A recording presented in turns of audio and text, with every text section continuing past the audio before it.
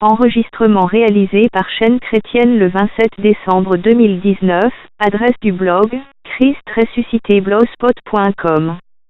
Bible Louis II, Luc chapitre 2. Naissance de Jésus à Bethléem. En ce temps-là parut un édit de César Auguste, ordonnant un recensement de toute la terre. Ce premier recensement eut lieu pendant que Quirinius était gouverneur de Syrie. Tous allaient se faire inscrire, chacun dans sa ville. Joseph aussi monta de la Galilée, de la ville de Nazareth, pour se rendre en Judée, dans la ville de David, appelée Bethléem, parce qu'il était de la maison et de la famille de David. Afin de se faire inscrire avec Marie, sa fiancée, qui était enceinte. Pendant qu'ils étaient là, le temps où Marie devait accoucher arriva. Et elle enfanta son fils premier-né. Elle l'emmaillota, et le coucha dans une crèche, parce qu'il n'y avait pas de place pour eux dans l'hôtellerie. Il y avait, dans cette même contrée, des bergers qui passaient dans les champs les veilles de la nuit pour garder leurs troupeaux. Et voici, un ange du Seigneur leur apparut, et la gloire du Seigneur resplendit autour d'eux. Ils furent saisis d'une grande frayeur. Mais l'ange leur dit, « Ne craignez point, car je vous annonce une bonne nouvelle, qui sera pour tout le peuple le sujet d'une grande joie. C'est qu'aujourd'hui, dans la ville de David, il vous est né un sauveur qui est le Christ, le Seigneur. Et voici à quel signe vous le reconnaîtrez, vous trouverez un enfant emmailloté et couché dans une crèche. » Et soudain il se joignit à l'ange une multitude de l'armée céleste, louant Dieu et disant, « Gloire à Dieu dans les lieux très hauts, et paix sur la terre parmi les hommes qui l'agréent. » Lorsque les anges les eurent quittés pour retourner au ciel, les bergers se dirent les uns aux autres, « Allons jusqu'à Bethléem, et voyons ce qui est arrivé, ce que le Seigneur nous a fait connaître. » Ils y allèrent en hâte, et ils trouvèrent Marie et Joseph, et le petit enfant couché dans la crèche. Après l'avoir vu, ils racontèrent ce qui leur avait été dit au sujet de ce petit enfant. Tous ceux qui les entendirent furent dans l'étonnement de ce que leur disaient les bergers. Marie gardait toutes ces choses, et les repassait dans son cœur. Et les bergers s'en retournèrent, glorifiant et louant Dieu pour tout ce qu'ils avaient entendu et vu, et qui était conforme à ce qui leur avait été annoncé.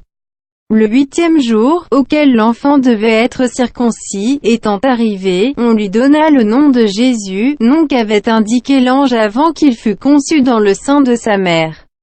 Et, quand les jours de leur purification furent accomplis, selon la loi de Moïse, Joseph et Marie le portèrent à Jérusalem, pour le présenter au Seigneur.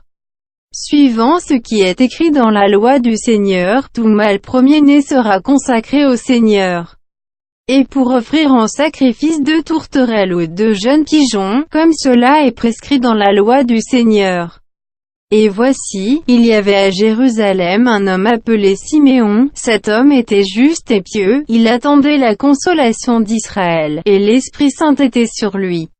Il avait été divinement averti par le Saint-Esprit qu'il ne mourrait point avant d'avoir vu le Christ du Seigneur.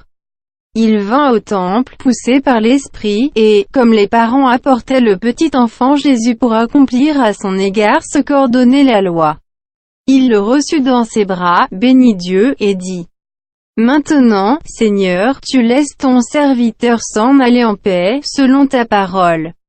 Car mes yeux ont vu ton salut. Salut que tu as préparé devant tous les peuples. Lumière pour éclairer les nations, et gloire d'Israël, ton peuple. » Son père et sa mère étaient dans l'admiration des choses qu'on disait de lui. Siméon les bénit, et dit à Marie, sa mère, « Voici, cet enfant est destiné à amener la chute et le relèvement de plusieurs en Israël, et à devenir un signe qui provoquera la contradiction.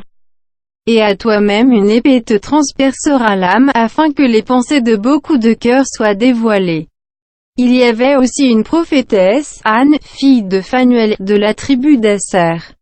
Elle était fort avancée en âge, et elle avait vécu 7 ans avec son mari depuis sa virginité.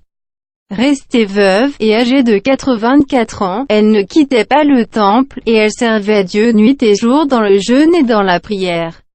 Étant survenue, elle aussi, à cette même heure, elle louait Dieu, et elle parlait de Jésus à tous ceux qui attendaient la délivrance de Jérusalem.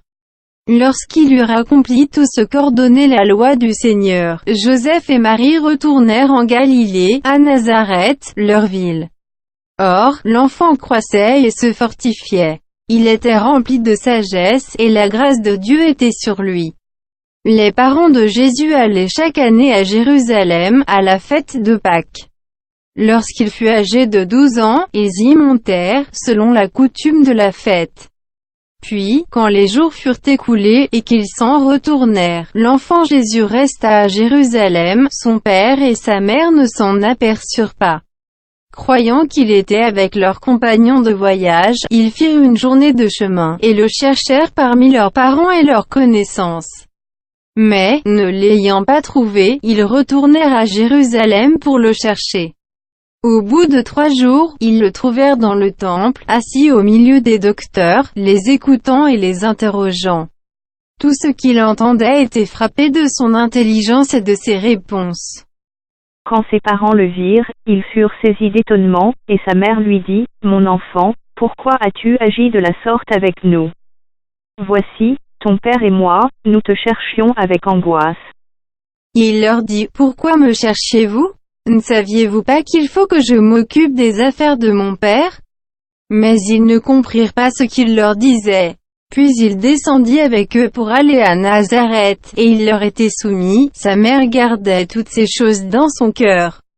Et Jésus croissait en sagesse, en stature, et en grâce, devant Dieu et devant les hommes.